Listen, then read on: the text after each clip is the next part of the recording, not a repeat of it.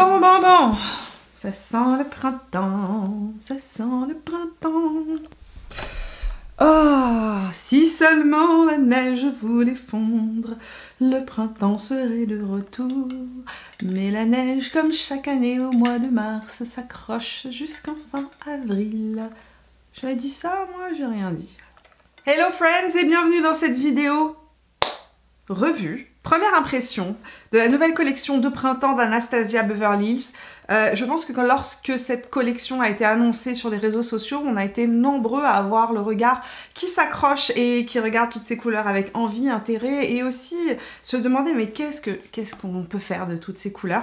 Aujourd'hui, on va lever le voile puisque j'ai en ma possession la nouvelle collection de printemps d'Anastasia Beverly Hills. Je l'ai achetée donc dès sa sortie chez Sephora et ça va être donc une première impression. Pour vous dire aussi, très chers amis, que ceci n'était pas du tout prémédité, mais Gabrielle, de la loge de Gabrielle et moi-même avons acheté en même temps la palette et en discutant donc hier soir, on s'est rendu compte que on sortait la même revue au même moment. Donc je voulais vous dire qu'aujourd'hui, vous allez avoir la chance d'avoir deux avis sur un même produit, puisque Gabrielle va tester dans une première impression elle aussi la palette et vous proposer sur sa chaîne un autre type de maquillage. Donc voilà, si vous avez envie d'avoir un deuxième avis, je pense que ça peut être toujours très intéressant d'avoir deux avis parce que on se ressemble pas automatiquement, on n'a pas automatiquement les mêmes goûts et il est possible que ce que j'aime ou ce qu'elle n'aime pas ou inversement puisse plaire à l'autre.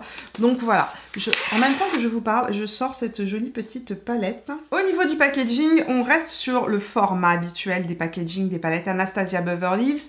On est dans une différence au niveau du tissu. Je suis très contente qu'ils n'aient pas mis de velours parce que le velours, oh mon dieu, que ça se salit vite. Cependant, on va pas se leurrer, il y a des rayures blanches dessus qui vont très vite se salir aussi. À l'intérieur de la palette, voici comment ça se présente. Donc on retrouve un miroir comme ce qu'on retrouve toujours. Il y a 14 fards et un pinceau.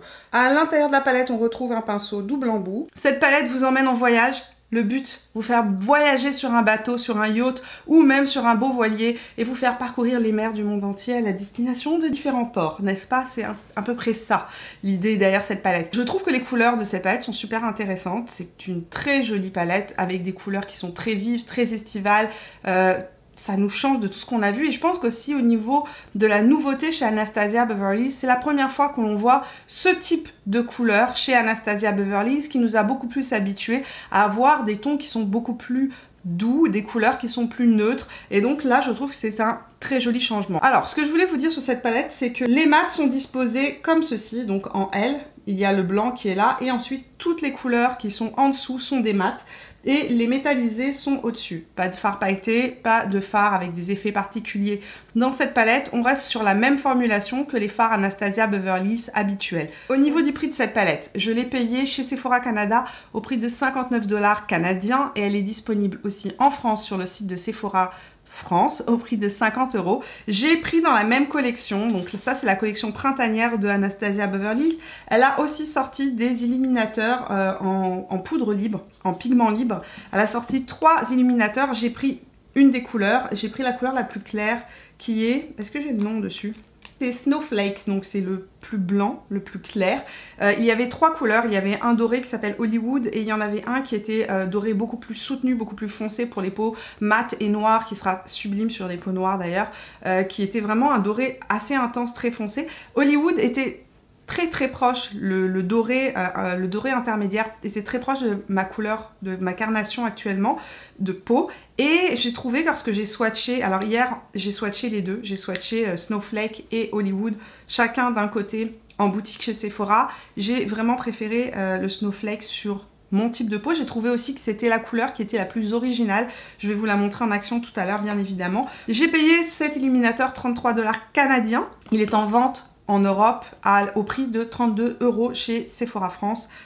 Voilà pour les informations techniques. Donc voici les swatchs de la première ligne de la palette. Comme vous pouvez le voir, lorsque je vois ces couleurs, je ne sais pas pour vous, mais moi je trouve que ça fait très inspiration années 80 en fait. Dans la ligne du haut, on retrouve donc les couleurs métallisées et le blanc mat qui est la couleur Sail, donc qui est la première couleur. Ensuite, on retrouve Yacht, Seychelles, Palermo, Seaside, Inheritance et Mediterranean. Alors, voici la deuxième ligne de couleurs. On retrouve donc à partir de mon poignet vers mon cou, coude, Estate, Cabana, Coastline, Bahamas, Monte Carlo, Cannes et Palme. En passant, la couleur Bahamas est une couleur magnifique, très flash, mais elle peut être aussi utilisée en fard à joues. Donc, bon, la question que je me pose moi en regardant cette palette, d'abord, c'est est-ce qu'elle est portable au quotidien? Et je pense qu'on est nombreux aussi à se poser cette question. C'est-à-dire que on a le premier effet qui se coule. J'adore les couleurs. Deuxième effet qui se coule, oui, mais est-ce que je peux la porter au quotidien? Est-ce que ça va être facile pour moi d'aller trouver des accords de couleurs qui soient nuancés, peut-être même plus doux, plus faciles à porter au quotidien? Et c'est ce qu'on va se demander aussi dans ce premier make-up que je vais faire aujourd'hui. Attention, je sors mes jolies petites pinces crocodile à la Jeffree Star. Et c'est parti pour jouer un petit peu avec cette palette. On va tester un premier look avec des couleurs que je n'ai pas vu passer sur les réseaux sociaux. Pourtant, c'est des couleurs qui m'interpellent. On va regarder les petits dorés, le cabana qui est là. On va aller faire un petit truc avec ça. Je pense qu'on va aller. J'ai envie de jouer avec ce jaune. Je ne sais pas pourquoi. Trouvez-moi un gros pinceau. Ce que je n'aime pas dans cette palette, c'est que... Ouh, que c'est blanc. Je voulais... Non, très mauvaise idée. C'était très blanc, trop blanc. Trop blanc. Ok. Ouh, c'est... Ok, c'est aussi très poudreux. Il faut... c'est très pigmenté, hein, d'accord? Ne faites pas la même erreur que moi. Je vais aller délimiter mon angle externe de l'œil avec un peu de poudre libre. C'est un peu la même technique que le scotch, hein, si vous vous demandez à quoi ça sert. Je vais aller prendre la couleur Cabana, qui est très poudreuse. Je vais y aller doucement parce que les couleurs sont assez pigmentées. On va voir ce que ça donne en angle externe. J'utilise le JH32 de chez Morphe et je vais aller prendre la couleur Estate, donc qui est le petit nude pêche qui est juste ici, qui lui aussi est très poudreux, regardez. Il faut tapoter le pinceau. Et ce que je vais faire, c'est que je vais aller estomper ici avec la couleur Estate et voir ce que ça donne. Oh, voilà, vous me voyez mieux là. Donc, je dépose un petit peu de la couleur Estate de ce rose pêche, de ce nude pêche, avec un pinceau Sigma qui est le E25. Donc, qui est un pinceau un petit peu plat et arrondi, comme vous pouvez le voir. Je vais venir prendre la couleur Yacht, qui est juste là. Et je vais l'appliquer en angle externe.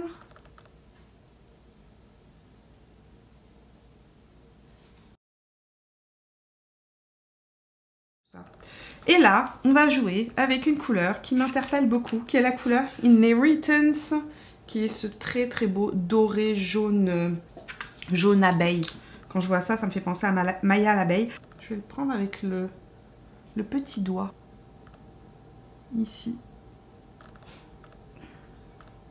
Et je vais ramener la couleur vers l'angle externe.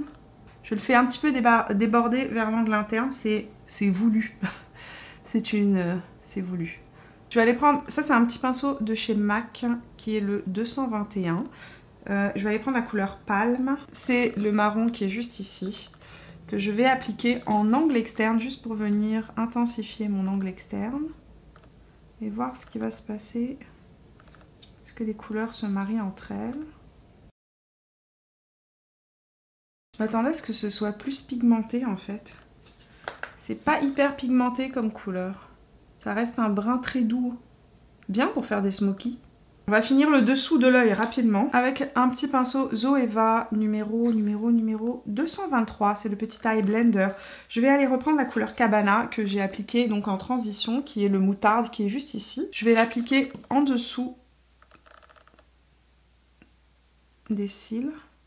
Je vais reprendre la couleur Estate avec un pinceau un petit peu plus large qui est le JH37 de chez Morphe.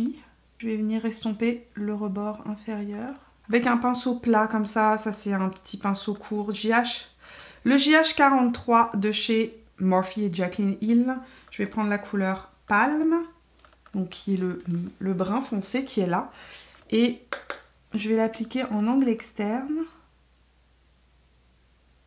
Et vous voyez la couleur, elle apparaît pas sur ma peau. Il faut vraiment que je l'intensifie. En même temps, ça va éviter de faire des taches de couleur et c'est vraiment pas mal. Et je vais appliquer la couleur Palme le long de la racine des cils.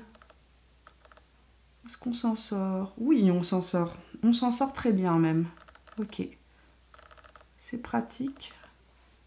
J'ai mis du mascara, j'ai terminé mon make-up et voilà pour le premier look de cette palette.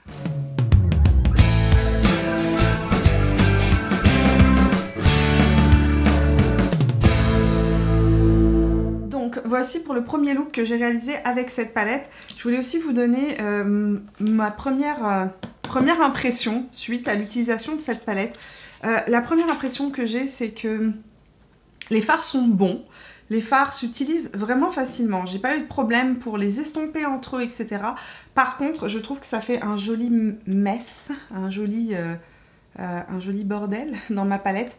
Parce que vraiment, je vais approcher ça, je vais vous montrer. Voilà, je voulais juste vous montrer l'état de mes fards utilisés. Et j'ai soufflé dessus à plusieurs reprises. Et je trouve que c'est dommage que les fards soient aussi volatiles en fait, parce que c'est vraiment une histoire de volatilité des fards. Maintenant sur le visage, j'ai pas eu de perte, vous avez vu, j'ai pas eu du tout de problème de perte ni rien du tout. Les fards s'estompent super bien entre eux. J'ai un avis un petit peu mitigé sur la palette, je trouve que c'est une très jolie palette, mais je trouve que c'est une jolie palette, que les fards sont pour l'instant, en tout cas ceux que j'ai utilisés pour l'instant sont super beaux, le rendu est beau. Par contre, je regrette qu'ils soient aussi volatiles. Maintenant, les fards Anastasia Beverly Hills ont cette tendance à être très volatiles, entre guillemets, puisqu'elle utilise beaucoup de pigments purs à l'intérieur de ses formulations, ce qui fait que justement, les fards sont assez volatiles. Mais là, par rapport à ma moderne renaissance ou à la soft glam, j'ai trouvé que les fards que j'ai utilisés aujourd'hui, alors je ne sais pas si tous les fards sont comme ça, je vais voir demain, je vais aller utiliser d'autres couleurs, que les fards que j'ai utilisés aujourd'hui étaient quand même très, j'ai envie de dire vraiment volatiles, très poudreux. On va tester ce petit illuminateur parce que j'ai envie d'aller voir les autres fards et voir comment ils sont, comment ils réagissent entre eux. Je suis perturbée, vraiment perturbée. Ah, c'est marrant, on dirait du sucre glace, de la poudre de paillettes de fée, c'est très joli. Regardez ça, c'est fou, ça fait comme des petites perles accrochées. Nous allons donc nous attaquer au cas de cet illuminateur et voir ce qu'il vaut. Je vais prendre mon pinceau Morphe et Jaclyn Hill, le JH09. Je vais le mettre avec un pinceau dans ce côté-là et avec l'éponge de l'autre côté. Ok. Oh là là là là là là. C'est assez... Je pense que l'image parle par elle-même, n'est-ce pas? C'est un peu chunky appliqué au pinceau. Quand j'ai appliqué à l'éponge humidifiée hier, le résultat était plus fondu dans la peau. Je vais essayer de le tapoter un petit peu avec l'éponge. Oui, c'est beaucoup mieux. Ou que c'est beaucoup plus joli, beaucoup plus joli. On va l'appliquer de l'autre côté, à la Beauty Blender, et on va voir ce qui va se passer. J'ai peur. Ça risque d'être un peu plus intense. J'y vais doucement. Oh, mon précieux, que tu es incroyable. Et voilà, Mimi s'est transformée en une très jolie licorne dans un pré. Donc voilà sur ma main ce que ça donne.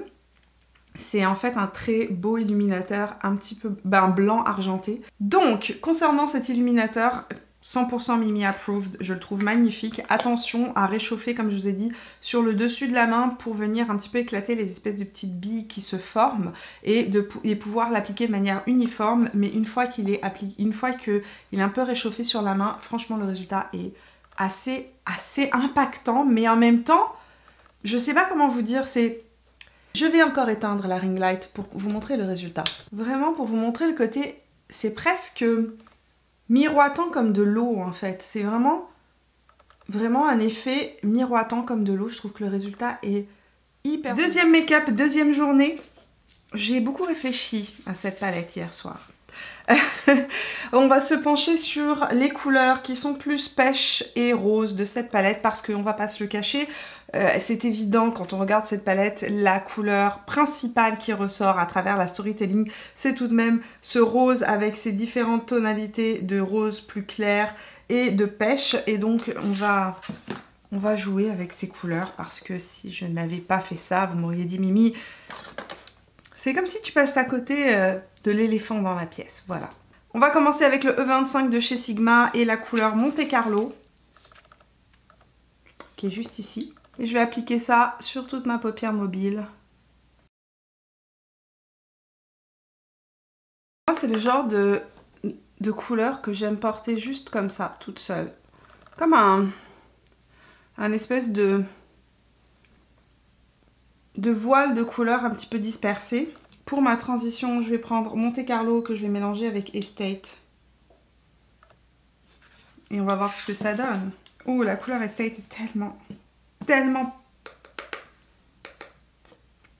Je sais pas quoi dire. Tellement poudreuse. Heureusement, sur les yeux, ça se passe bien. C'est-à-dire que...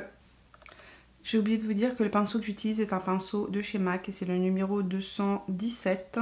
C'est des pinceaux qui n'existent plus, donc bon. Je vais prendre la couleur Coastline qui est juste ici et travailler un petit peu le creux de paupière. Je vais essayer de monter un peu la couleur. Un peu plus haut que l'arcade en fait. Je prends la couleur Monte Carlo avec mon E25 de chez Sigma. Je vais la descendre ici. Le JH37 Morphe et Jaclyn Hill, je vais prendre la couleur Coastline, qui est juste là. Et je vais faire la même chose que ce qu'on a fait ici, en haut en fait. Je vais venir estomper le rose.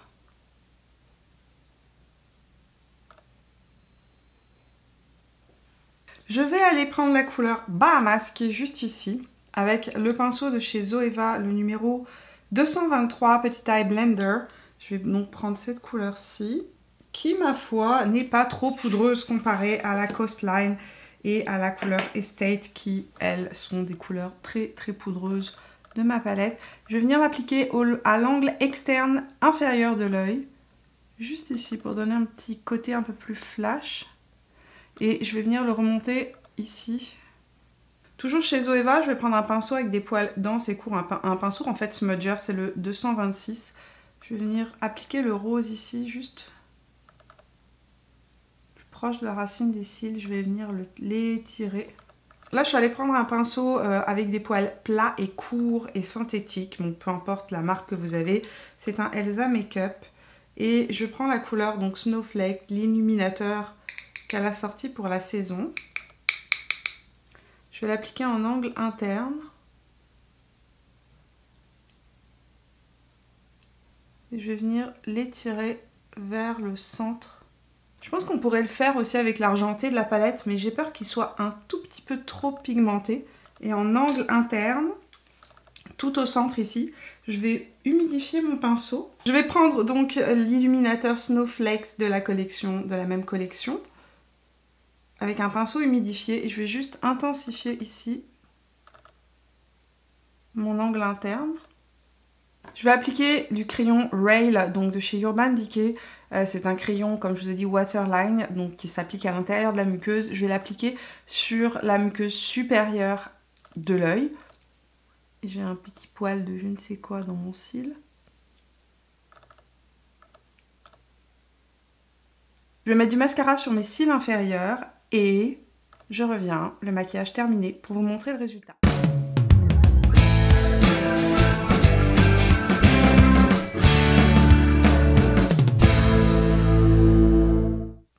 Je vous avais promis un deuxième make-up un peu plus coloré. Voilà, Paris relevé. J'ai utilisé évidemment les roses de cette palette. Je trouve que c'est des couleurs que moi j'aime utiliser au printemps, en été, etc. C'est des couleurs qui passent très bien.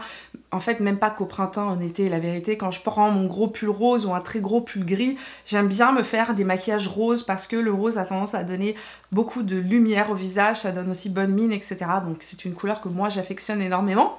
Donc cette deuxième journée que j'utilise la palette, je vais vous dire un truc, cette palette est très très jolie et franchement elle m'inspire plein de types de looks. Je vais faire, je pense que je vous ferai un troisième look sur Instagram dans les jours à venir. Je vous ferai un troisième tuto rapide sur Instagram juste pour vous proposer d'autres looks avec cette palette que je trouve vraiment très jolie. Maintenant, est-ce que c'est une palette facile à porter au quotidien? Si vous aimez les tons nude, etc., c'est certain que c'est pas la palette vers laquelle je vous invite à vous tourner.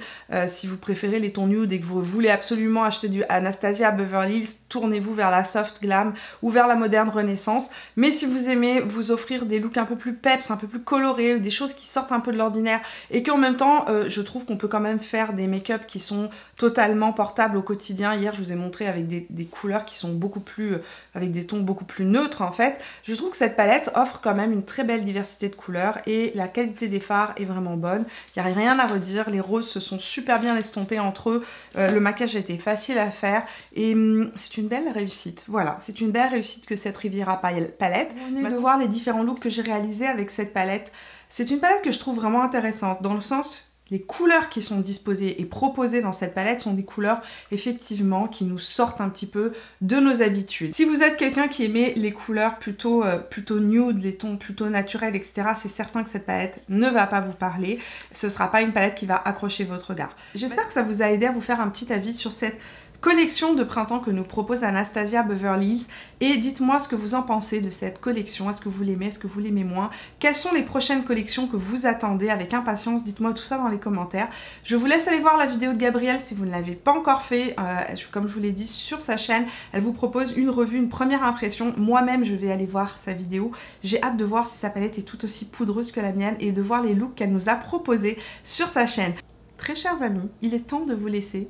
Je vous souhaite de passer un excellent dimanche. Je vous vois mercredi prochain pour une prochaine vidéo. Ça va être une revue de la marque Tarte Cosmétique. Jusque là, portez-vous bien. Ah oui, et si vous n'êtes pas encore avec moi sur Instagram, c'est le moment de le faire. Venez me rejoindre sur Instagram et sur Facebook. Je vous laisse les adresses juste ici. Je vous souhaite une très bonne journée. Je vous fais des bisous et je vous vois dans la prochaine vidéo. Jusque là, portez-vous bien. Peace out.